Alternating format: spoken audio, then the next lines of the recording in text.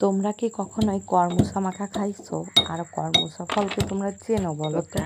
আমি কিন্তু আগে কখনোই কর্মসা মাখা খাই নাই, কিন্তু আজ খাবো। তো ফার্স্টে এই কর্মসাগুলো হচ্ছে এরকম একটা মানে বেটে নিতে হবে, বাটায় সুন্দর করে বেটে নিতে হবে। চাইলে কিন্তু এর ভিতরে ছোটো ছোটো আছে, এর বীজ আছে, ওটা ফেলে দিতেও পারো বা থাকতে পারে, থাকলেও কোনো প্রবলেম হয় না। আর এইগুলো কিন্তু পাকলে একদম লাল হয়ে যায়। আর এই দেখো এরকম করে বেটে নিয়ে এর ভিতর ঝাল দিতে হবে পরিমাণ মতো। তোমরা যদি ঝাল একটু বেশি ঝাল হলে বেশি ভালো লাগবে। আর লবণ দিতে হবে আর চিনি দিতে হবে। এই ফলটা কিন্তু টক কিন্তু এই মাখাটা খেতে এত ভালো লাগে, না খেলে আসলে বোঝা যাবে না যে কতটা ভালো লাগে। আমি তো মাখা খেয়ে একদম এই মাখার ফ্যান হয়ে গেছে যাকে বলে।